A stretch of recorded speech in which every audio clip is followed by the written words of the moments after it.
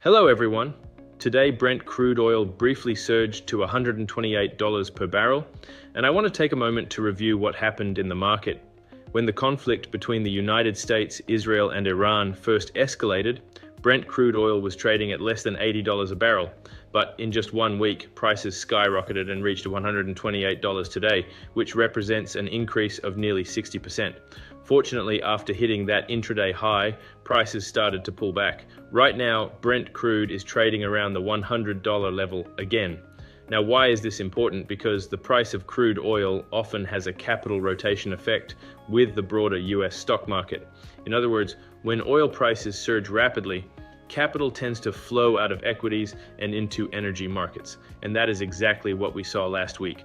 As oil prices kept climbing aggressively, the US stock market continued to decline day after day. So the key question now is, has the market shown any technical signals of stabilization? Let's first take a look at the Dow Jones Index. From a technical perspective, we are starting to see some signs of a temporary halt in the decline, but it is still too early to say that the market has stabilized. At this stage, we can only say that the downward momentum is slowing down, not that the market has fully bottomed out. In previous bull markets, when we saw two long lower shadows on candlesticks, that usually meant buyers were stepping in and a rebound was coming. But look at the recent price action. We saw one long lower shadow, then two, then three, and what happened? The market continued to fall. Then we saw four long lower shadows, then five, and yet the market still hasn't produced a convincing rebound. Now, even in pre-market trading today, several major indexes are still moving lower. For example, the S&P 500 ETF, SPY, is down about 0.8% in pre-market trading. The Nasdaq 100 ETF is also down roughly 0.86%. And the S&P 500 index itself, SPX, is still showing a downward trend with no clear reversal signal yet. So what should our trading strategy be today? Let's use SPY, the S&P 500 ETF, as an example. Right now in pre-market trading, the price is opening lower, around 666.8. The first key support level is 665. Please remember this number carefully. 1665 is the first support level. If the price falls to 1665, it could be an opportunity to open a long position, but with only about 20% of your total position size.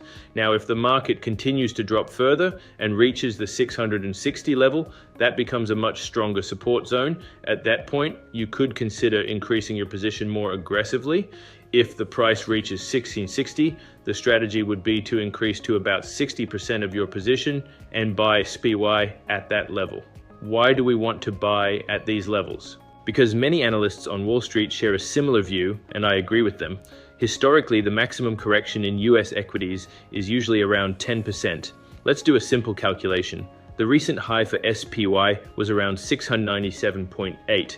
If we apply a 10% correction, that means a decline of roughly 70 points, which would bring the market down to around 620. That level, around 620, would represent the extreme downside scenario under current conditions. Even if inflation pressures rise and the Federal Reserve delays rate cuts, and even if multiple negative factors accumulate, the market correction would likely not exceed roughly 10%, or around that 620 level. However, markets never move in a straight line. It is extremely unlikely that the market would simply fall in a straight vertical drop from 666 all the way down to 620. Even though there may still be about 46 points of downside potential, the market will likely move in steps, not in a straight collapse. There will likely be short rebounds along the way. For example, if the market rebounds from 666, it could move up towards 685.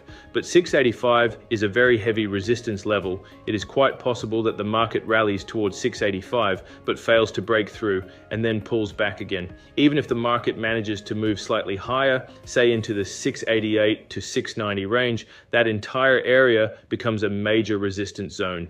In most cases, prices will struggle to break through that region and will likely pull back again afterward. So the market tends to move in a stair-step pattern. A small rebound, then another decline, then another rebound, and gradually moving downward step by step. Therefore, today's short-term trading strategy is relatively clear. We should focus on buying on dips, specifically buy near 665 with a 20% position and increase the position near 660 with up to 60% exposure.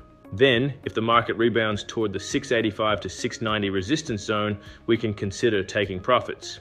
After that, if the market fails to break through resistance, we could even consider reversing positions and going short again. So flexibility is extremely important in trading. But before we make any trading decisions, we must first understand the bigger market trend. In investing, there is an important principle. First, determine the overall trend, then act accordingly. Looking at the broader outlook for 2026, the market environment is likely characterized by high volatility.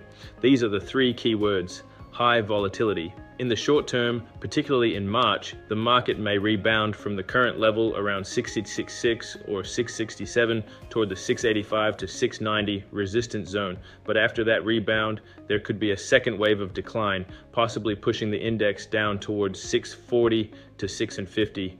Then we may see another technical rebound, followed by a potential drop towards 620. Once the market reaches that 620 area, the downside momentum of the S&P 500 would likely start to weaken, and we could see a strong rebound afterward. However, for now, the broader downward trend has not completely finished, especially if the geopolitical conflict between the United States, Israel, and Iran continues to escalate. The market may still face additional downside pressure before a full recovery begins. So at this stage, it is extremely important for investors to keep a clear view of the overall trend and adjust strategies accordingly.